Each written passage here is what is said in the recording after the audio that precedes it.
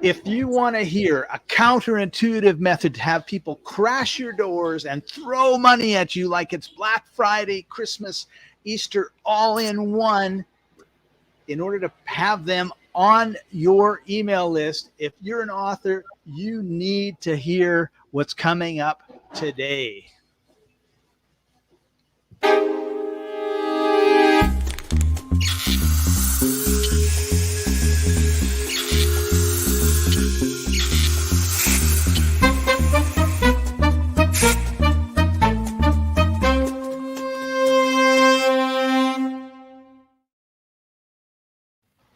Welcome, everybody. This is Books Cafe. I'm Scott. He's Chaffee. And we have a very exciting show for you today. So Before we get into that, Chaffee, how are you doing? I understand there's 4 feet of snow in Chicago right now.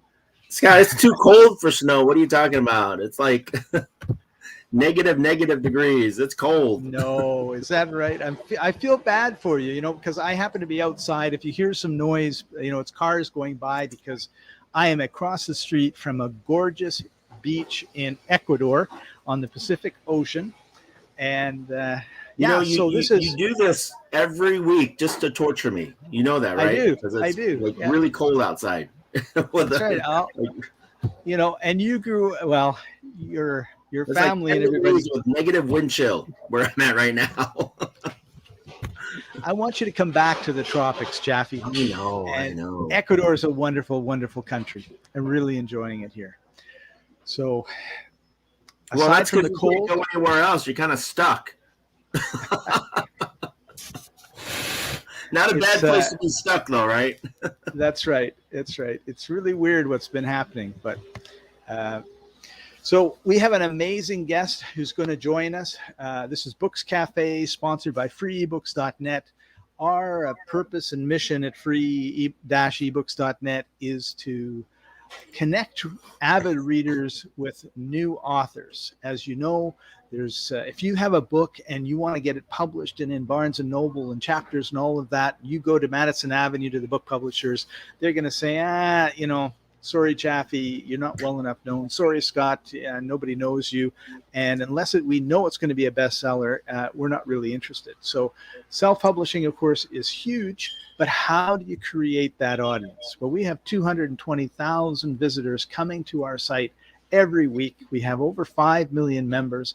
And these are all people who want to read your books. So if you're an author and you want to get exposure, take one of your older books, polish it up a little bit. We want good quality because, hey, if you're going to have thousands and thousands of downloads of your book, it better be good because negative word of mouth goes a lot farther and a lot faster than positive word of mouth. But having said that, if you're a reader and you're tired of reading the same old horror stories, it's all, the same formula, and you want to hear a new voice, and it doesn't matter if it's horror or romance or science fiction or, any of the any fiction and nonfiction, head over to free-ebooks.net and check it out.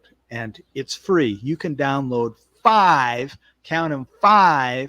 free ebooks every month, no charge, no hidden fees, none of that stuff. And to be honest, all of the statistics and everything says that after people graduate college, if they read one book a year, it's a miracle. So we figured this should keep you happy in reading.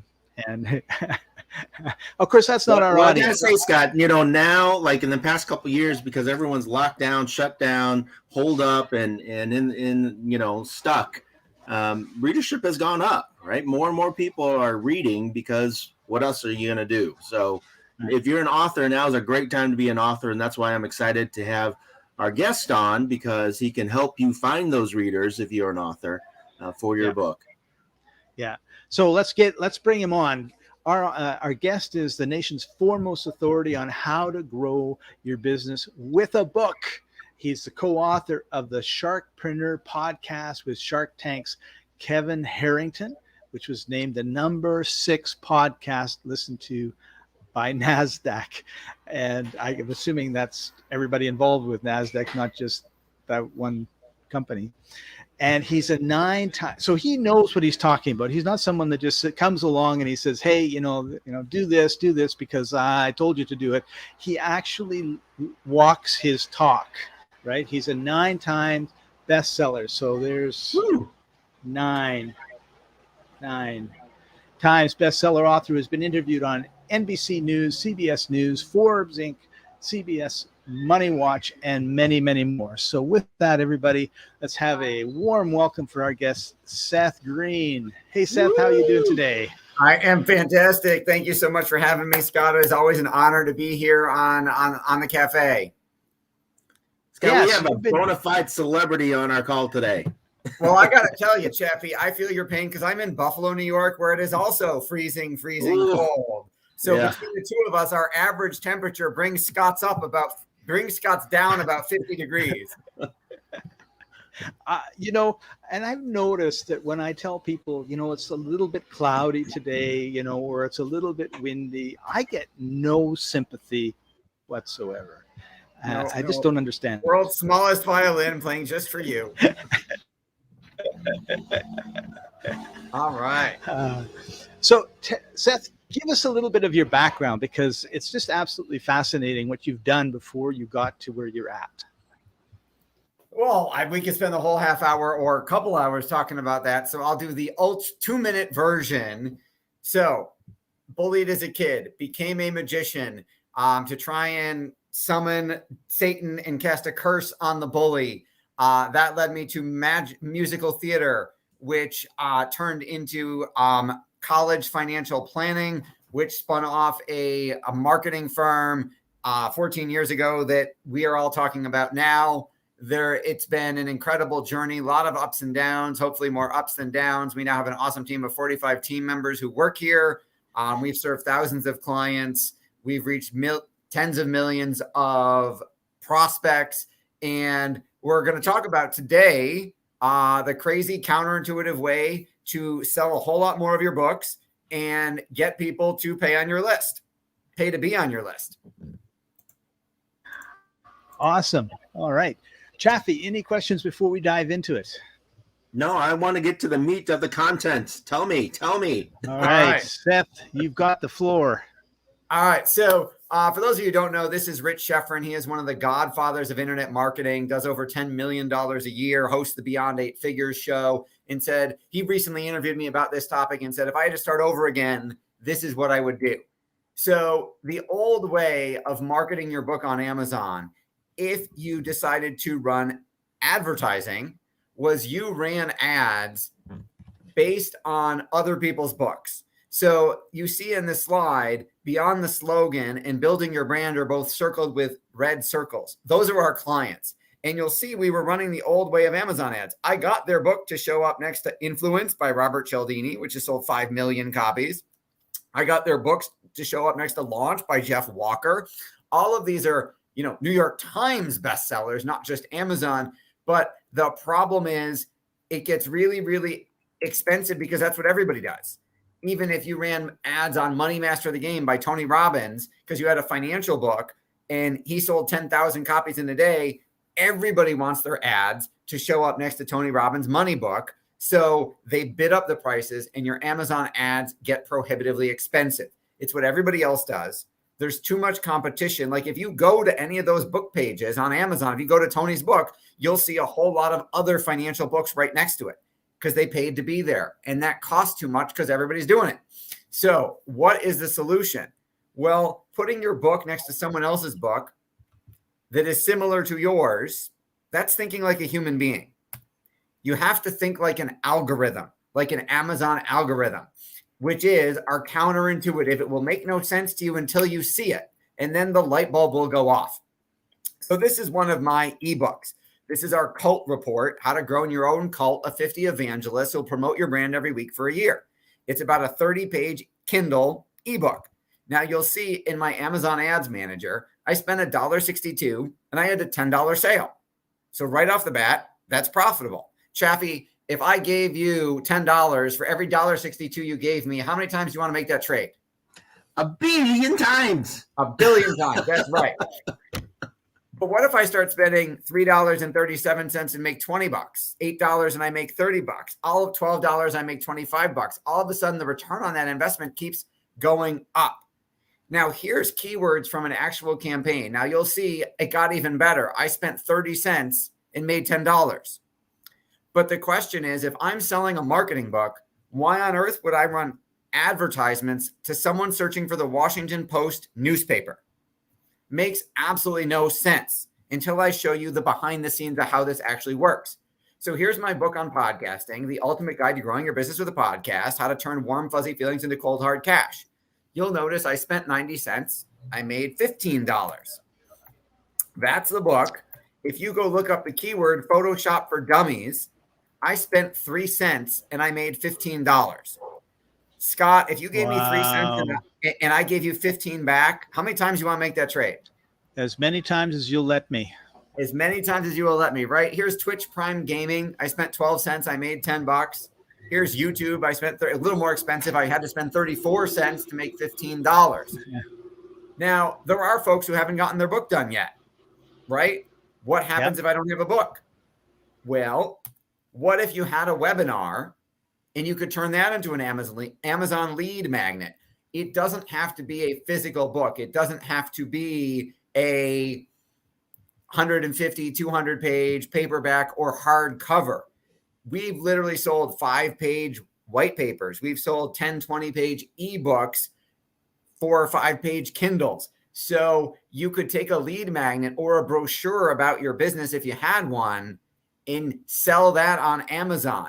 This is my college financial planning business. I took our webinar, I turned it into this ebook, and now you'll see, again, I spent 84 cents. I made $2. I spent 30 cents. I made $2.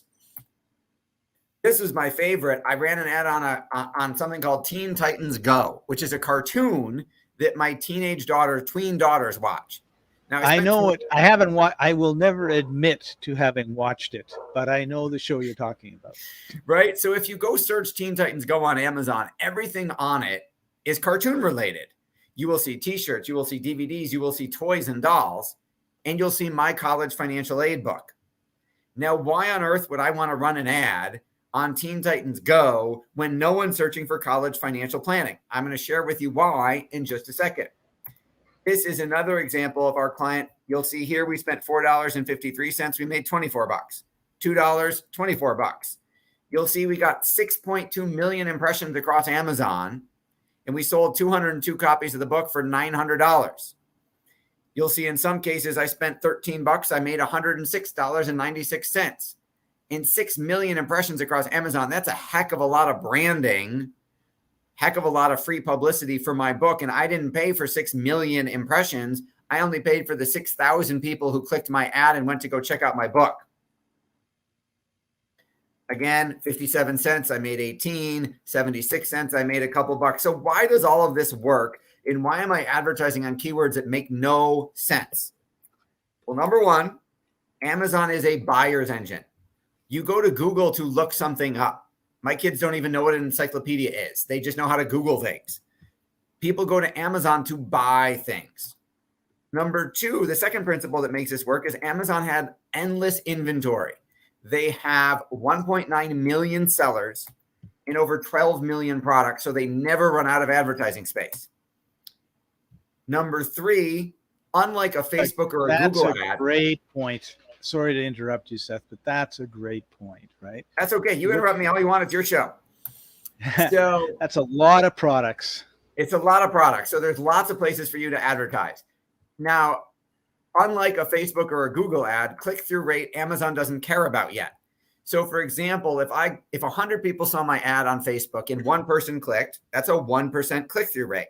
And Facebook will penalize me saying I have a unrelevant user experience because not enough people clicked. Amazon doesn't care. Jeff Bezos says, I don't care. I have endless inventory. Doesn't matter to me. Now, here's why this works. Amazon knows everything you've ever bought or everything you've ever looked at. So I don't care what keywords you search for. I want to advertise on Teen Titans Go because right before you went to Teen Titans Go, you went and bought a book about what I do.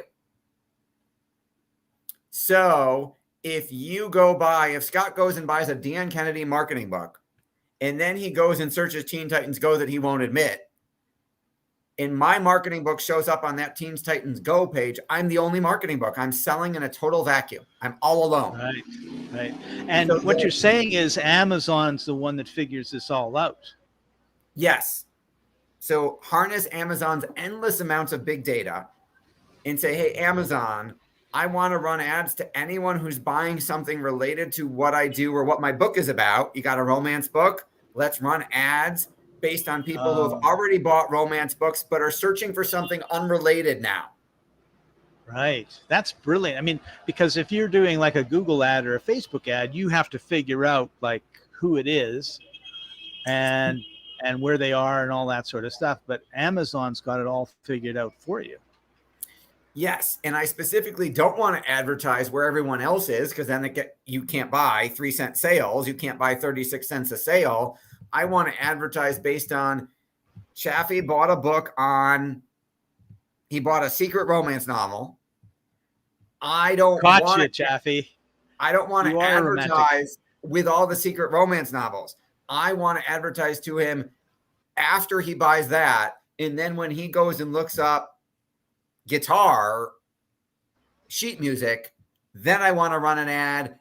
Everything on that page will be guitar, sheet music, except my new romance book that Chaffee, if he clicks it, he's highly motivated because he had to look through everything else that's relevant to find me as the outlier. And then if he clicks that, I will get a very high conversion rate in terms of how many people click versus how many people buy. Because if you're looking for something else and I show up, you will only click me if you're really, really interested.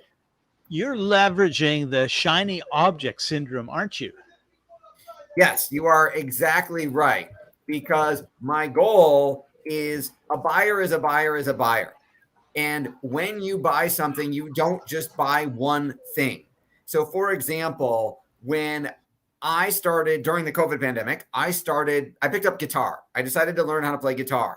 Well, I didn't just buy one thing. I bought a acoustic guitar. I bought a strap. I bought a case. I bought a stand. Then I bought a tuner. Then I bought a smartphone app to learn how to play guitar. Then I bought 2 different membership online courses in how to play guitar. Then I decided I wanted to play more rock and roll. So I bought an electric guitar and an amp.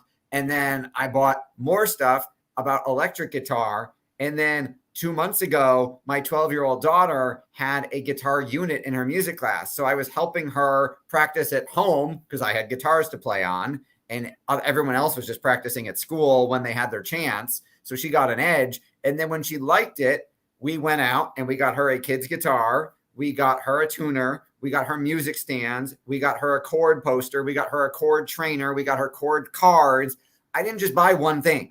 So your buyers aren't just buying one thing either. When Chaffee buys a romance novel, he's not just buying one. He's probably buying 3 or 4. When I go buy a marketing book, I'm looking at a marketing course on my computer right now for something I want to learn how to do. I'm not just going to buy that. I'm going to go buy everything I can find about that at the same time. I'm going to binge buy, just like your buyers do. My wife doesn't just go get one book at Barnes & Noble on a topic.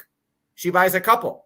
She wants a couple different points of view. She wants a couple different authors. My mother-in-law, who does buy the romance novels, doesn't buy one Danielle Steele book, right? She buys Danielle Steele, Nora Kelly, Brenna Jones. She buys like 4.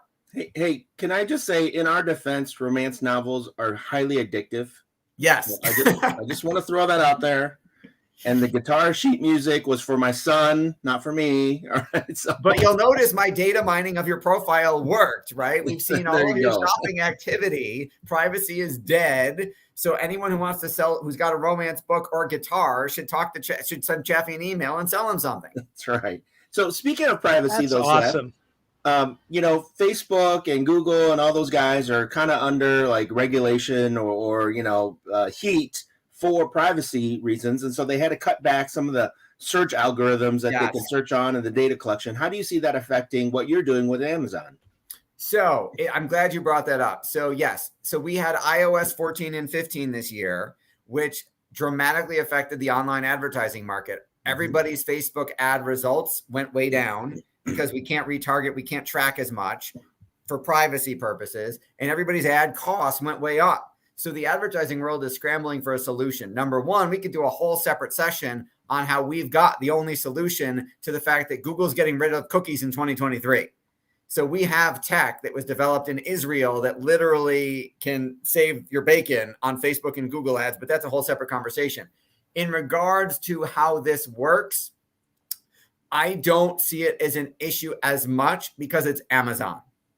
So Facebook and Google, the Congress knows they're making the majority of their money, almost all of it via advertising.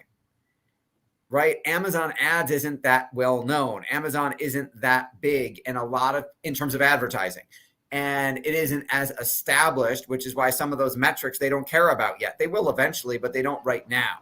So the other thing, Seth, is when you think about it, they're doing, and maybe I'm wrong on this, but they're doing the majority, if the vast majority, I would suspect, of their advertising in their membership section, which is you have to sign in, right? So you are a member of Amazon. And so everything that's happening is within that one website, right? And the other big difference is that Amazon ads aren't spamming you. So unlike Facebook, where I have a news feed and I'm expecting to see my friends posting what they're having for dinner or whatever it is, and those darn ads are annoying people and interrupting their user experience, Amazon has no news feed. You go to Amazon to buy something, you are expected to see suggestions of what to buy. So it's not a social That's exactly network. Right. Yeah. So what you're saying is when I go to buy a microphone, because I do a lot of podcasting and this sort of thing, and I'll see a bunch of sponsored, it'll be a mic, and then it'll be sponsored, and they're almost always a microphone. But if it was a how to podcast book, or if I was looking for science fiction books a few minutes ago and I went to the section on microphones and I saw a Isaac Asimov Foundation trilogy special or something, then it would be standing out. I'd go, oh, right, I like that book, and I can see how this could be very powerful. Yeah, that is exactly the point. And again, the reason why it hasn't been, they're not in Congress like Facebook and Google, whereas again, Amazon's not a social network. There's no news feed to interrupt. People are going to buy something. They're not opposed to seeing ads. When you go buy a book, how many times at the bottom when it says people who bought this also like that, they know there's a very high percentage of people who click that button and take the extra book. That extra book paid to be there. They're happy to get their recommendation. They're not saying, oh, darn it, Amazon is trying to advertise to me. No, the buyer is ecstatic when they see those. I mean, I always flip through them. Like if I'm on I'll just stick with my microphone to be safe when I'm looking at the microphones and stuff, because I have 22 microphones now, by the way. So see, Scott is a buyer, and also might have a slight small problem. Yeah. My name is Scott, and I'm a workaholic. You see the microphone, and then I need to get a tripod, and then I need to get that puffer thing, and it just goes on, and and it's like people love to buy. We hate being sold to, right? Right. So, I think that's a good point. I think on their news feed, they're being sold to, and they complain about it. But on Amazon, they're going to buy. They want to buy more. So it makes sense for the ads to be there. Well, they also do a lot of comparison shopping too, right? So whenever Amazon puts up those ads, they like to look at those ads to see what else they can buy, or can they get a better deal, or who else. Right. It's like I go to the grocery store and there's 17 different kinds of pasta sauce. Right. I'm looking at them. I'm not complaining and going to the manager and going, I only wanted one kind of pasta sauce. Why can't you only sell that one? Right. So I have a technical question now for you, Seth, just to switch off of this, not completely because it's about the ads. So Chaffee, he's looking at the guitar sheets, and you've got the romance novel on the page. I'm not so much concerned about how you do that as much as how do you keep your ad off of the romance pages where everybody else is, or is that a non-issue? Okay, so that's a great question. We're keeping our ads off of the romance pages because we're advertising to unrelated keywords. So again, I don't want romance books or Danielle Steele as my keywords. I want the purchase behavior, but I want the next thing he searches for after that that's not related. So if he searches romance books, I won't show up. The next time he searches for guitar music, my ad will show up because he's searching for something not related. So is that just like not related, a tick box, or do you have to put in 300 million keywords that have nothing to do with romance?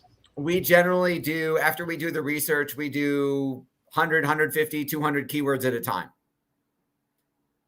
And then we tweak them and optimize them every single month and add new ones and take away the old ones that aren't performing. So it's a constant process. But yes, it is. We are manually doing hundreds and hundreds of keywords that are not related. And we'll see, hey, when you search the East India Company, you bought my thing. Let's keep ads there. But when you searched something else, you didn't buy. So I need to not show up there and come up with some other place to show up. So obviously we can't do a whole deep dive into the concept and the technical aspects of how it works now. But I notice in the comments, there's a tons of links where you can go register, watch the hour and a half longer version of this that does a deep dive. And then if you want, we can certainly talk to you about how we can do this for you, because it is a service of our ad agency. It's absolutely crushing it right now, because as far as I know, no one else has figured this out. And on my own podcast with Kevin, in the last year, I interviewed 10 different Amazon advertising gurus, like managing millions and millions of dollars a month in ads. And every single one of them was doing it the old way. They were all advertising based on what you were searching for that was related to what you do and showing up alongside everybody else. And I said, okay, no one's really doing this. That's why it keeps working. That's awesome. So before we go on, everybody who's listening, because this is also an audio podcast, head over to growyourownCult.com/Amazon-leads. Now, if you're watching this on Facebook or YouTube or Twitter live, you just look in the comments or look in the, I don't know what it is on Twitter, and you'll see a clickable link there. You can click on it and go. But if you're listening to this on our podcast, growyourownCult.com/Amazon-leads. Oh, that's awesome. And so I know you had to cut down your content because you said, how long have I got, Scott? And I said, we try to go about 30 minutes and we're about 27 and a half minutes now. And you said, well, 2/3 of my stuff I can't talk about. But give us some teasers of what people can expect when they go to growyourownCult.com/Amazon-leads. So you're going to register to watch the longer version of this. You're going to see a whole bunch of case studies. You're going to see how we develop the process. When it was originally brought to me by an engineer, I said, he didn't explain it in a way that I understood it. And I said it wouldn't work. And he said, that's what every agency publishing company says. But I'll work for free to prove that it works. But then you sign an exclusive agreement with me and hire me if it works. And I said, okay, that's an irresistible offer. It worked. And I said, you'll see the story of how I was like, what are you doing? You broke Amazon. I'm going to spend a fortune. You created hundreds and hundreds of ads. He said, no, trust me. And then it started working. And I said, these keywords don't make any sense. You're doing it all wrong. I just interviewed 10 people who said to do it the other way. And he said, no, I'm doing it different. Here's why. And I said, oh my God, that's a gold mine. Thank God that you couldn't explain that in English, because every other agency would have bought this and I wouldn't have it. I'm really glad that you got desperate enough to offer to work for free to show it to me so I could be the only one doing it. Chaffee, over to you. I want to make sure you get your 2 cents in here today. No, that's great. I mean, that's not understanding engineering talk is a common problem. So yes, great that you gave him a chance to do that. For new authors out there, the people that want to do this, well, I have 2 questions. Let me continue this one. First one, for new authors out there, what kind of budget do you think that they need to start off with in order to start getting results, since you're doing hundreds and hundreds of keywords? Like, do I have to have like $10,000 to get started and then I can wean it down, or some thoughts there? So that's the best part. So even though you're doing hundreds and hundreds of keywords, the advertising costs on Amazon are way lower than Facebook and Google, like in terms of cost per click. And you're not going to pay for the 6 million impressions or however many you get. You're only paying for the clicks. So we have people, honestly, our fee is probably higher than your ad budget. So, I mean, because we got to do the manual labor. But I mean, we have clients who are spending a couple $100 a month on ads to drive the sales. Because again, if I'm giving you, we're not going to get 30-cent sales the first month. We've got to learn what keywords work, what targets work. There's an optimization process that occurs. But I mean, we have people selling hundreds and hundreds of books every month. And the goal isn't just to sell the books. The goal, which we didn't get to, is I want to put a call to action in my book. And I want to get, because Jeff Bezos won't give you the customer information. He thinks they're his customers, not yours. So I want to take them off of Amazon. I want them to buy the book on Amazon for dirt cheap advertising. Then I want them to take me up on a bonus offer in the book, go register on my website or my funnel or wherever it is, or join my Facebook group. And then now they're a lead in my business. I can sell them other books at full price. I can sell them other products and services. I have people who've bought books that were, that I spent 10 cents, 30 cents, $1 in advertising. They bought we had one a couple months ago. He bought my $15 podcasting book and then hired us for $36,000 a year. That's a heck of an ROI. So not everybody's going to have a $36,000 offer. Not everybody's going to have a large business behind their book, but I ultimately want to take them off of Amazon so I can communicate with them forever without Jeff Bezos in the way. And I want to be able to sell them other higher priced products or services if I have them or can develop them or can refer them, can sell Scott's products or Chaffee's products and get an affiliate commission. I want to grow my list in addition to breaking even and making money on the ads. Awesome. And then if is this a process I could use I know you've done it 9 times. Is this a process I could use to hit the #1 best-selling author status on Amazon, or how can this play into that process? You absolutely could. I honestly wrote those 9 books and made them all best and got them all to be bestsellers before we had this process. So my 10th book, I am now running ads to all of those books, generating sales and generating real leads. My next book launch will be run through this. You would have to probably almost do a pre-launch process to figure out the keywords that were going to work. And then you could up your traffic budget for the purposes of trying to make it a bestseller. We haven't tested that yet, because I'll be the guinea pig for it. That's my next book, but you totally could. Awesome. And then I have a final question for you, is that how do you use magic to put hexes on bullies? Because there's a lot of bullying out there, and I believe a lot of people would like to know that. Unfortunately, it didn't work. I tried to summon Satan in my in my living room, and when my mother walked in the door, I was like 12, and when she walked in the door, because she came home, I was a latchkey kid, and she came home and said, "Oh my God, what are you doing?" And I said, "Well, I'm trying to summon Satan to cast a curse on this." I won't say his name.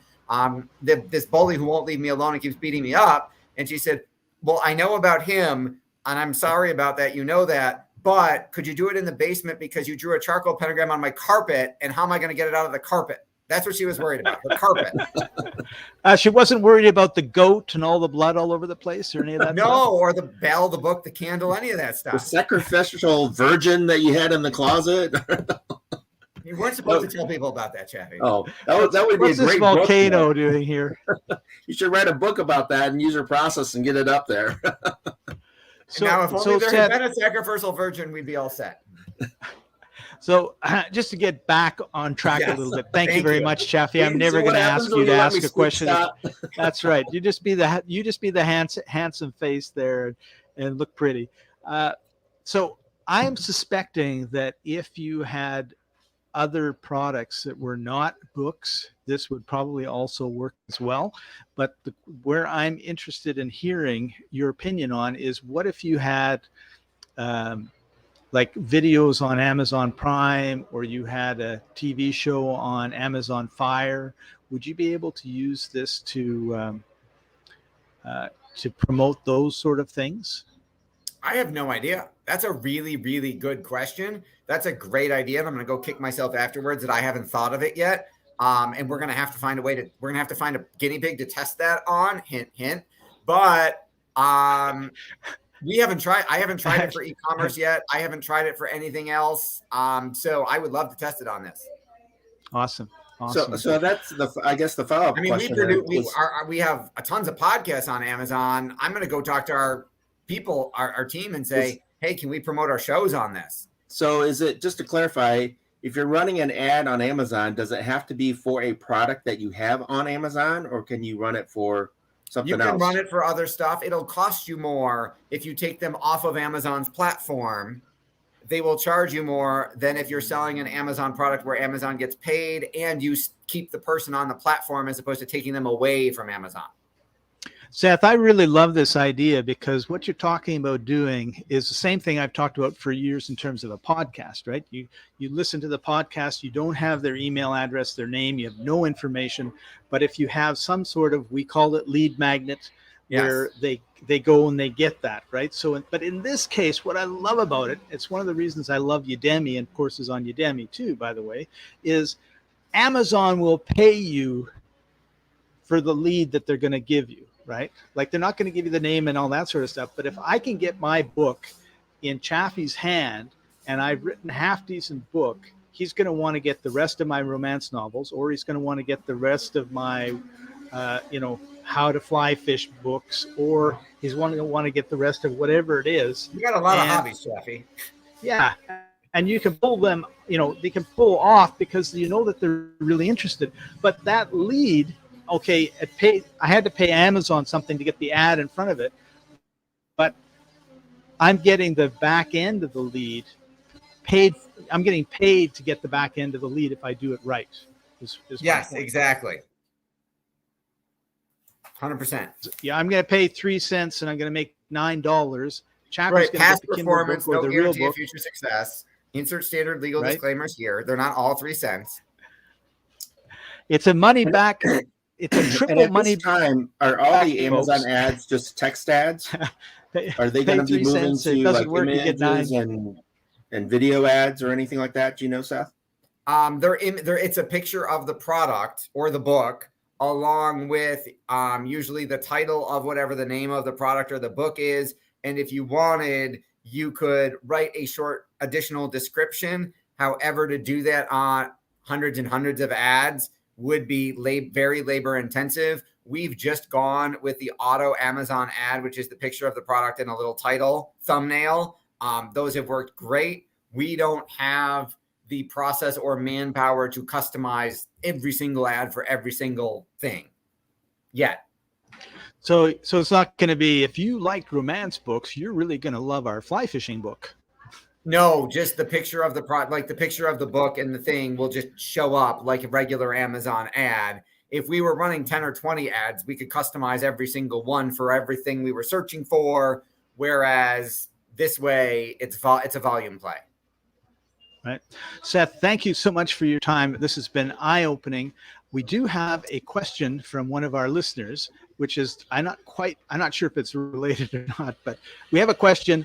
Gaynor, thank you for asking it. Where can you find podcasters in Ontario, Canada, or a major Canadian one? I don't know what he means by that. I have 2 books I'd love to have shown. So, okay, first off, Gaynor, I was just going to say, first off,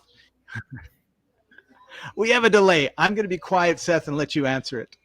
So first off, that question was posted within like 30 seconds of us going live. So we hadn't talked yet. So I'm not sure if that's specific related to what we're talking about. However, if Gaynor is trying to get his or her books promoted on podcasts, I don't know if iTunes has a geographic search function, but you could certainly Google Ontario podcasts about whatever your topic is and find some. Or does it have to be Canadian simply because I'm assuming you're Canadian? Could you technically be a guest on podcasts worldwide and sell copies of your books anywhere?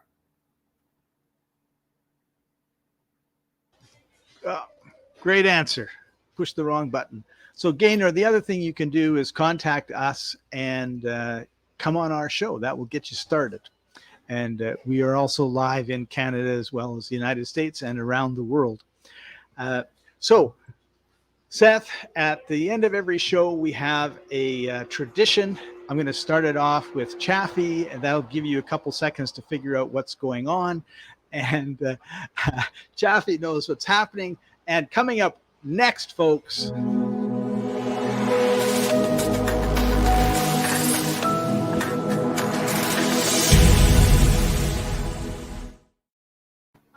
today's tip for our listeners and watchers, Chaffee. Unmute yourself is the tip. He's still muted. You have to unmute yourself, Chaffee. He didn't want to do this. That would help, wouldn't it? Yes. So today's tip is exactly what our guest here has done and is open to, which is thinking of different ways of doing things when everybody is doing the same thing. And, you get stuck. You get stuck in a little what we call the box, right? And so thinking outside the box is what has made America, the capitalist country of the world, great. By allowing people to think outside the box, by allowing people to do different things, that allows you to be more successful, be open to ideas. The three worst words that you can know or that you can say is, I know that, right? And when you say, I know that shuts you down, doesn't open you up for other things. So even if you know something, listen, be aware, and be open to new ideas, new thoughts, new concepts, and that will lead you to success. Yeah, I knew that. Thanks, Scott. So my tip is always be learning, right? Which is one of the reasons that I'm so excited about this particular show, is because we have a pretty amazing guests on who are outside the box thinkers, that are experts at what they do, that are incredibly intelligent, and so always be open to new ideas. And I think that's kind of what you were saying, Chaffee. So the final word, Seth, goes to you. What's your tip for everybody before we leave? I have two tips. Tip number one, unmute yourself. Tip number two is sell in a competitive vacuum. Find a place where your target market is and your competitors are not, and you will dramatically improve your results. Yeah. And so if you'd like to read a book that ties in with Seth's second tip, Blue Ocean, Red Ocean, Blue Ocean. I forget. Blue Ocean Strategy, yes. Yeah, it just totally changed the way I looked at a lot of things and opened my eyes up to, like, I don't understand what's happening with, say, that company or that company. And then that book really explains it very, very well, and why you can't sit on your laurels. And I think that's one of the things that I really appreciate about you, Seth, is, you gave us that 2-minute intro to your life. And it was a lot of things that happened. And if you hadn't, moved on to other things or solved the problems, if you'd been stuck, you'd still have that bully coming in and, 20 or 30 years later. And so you need to constantly be improving, constantly moving forward, constantly looking at new things, reinventing yourself, particularly when you're a solo entrepreneur or, small business. I don't think we can call you a solo entrepreneur, Seth, but certainly Chaffee and I are closer to that category. Amen. Well, thanks so much for having me here. It's been an honor and a lot of fun. Yeah. Great having you. Thanks for joining us. We learned a lot. Yeah, it really was amazing. So thank you for joining us, everybody. I was actually, because we're coming up to kind of the Christmas New Year's break, I was going to not do a show next week, but we were talking with Chaffee and I were talking with one of our common friends, and he talked about goal setting and goal setting and something else, I forget what. I thought that'd be a really good thing for us to talk about for the new year. So we're going to be working hard right up till the new year and all the way through next year for you guys. So thank you very much. We appreciate you, and make sure you join us next week, because it's going to be how to start the new year off on the right foot.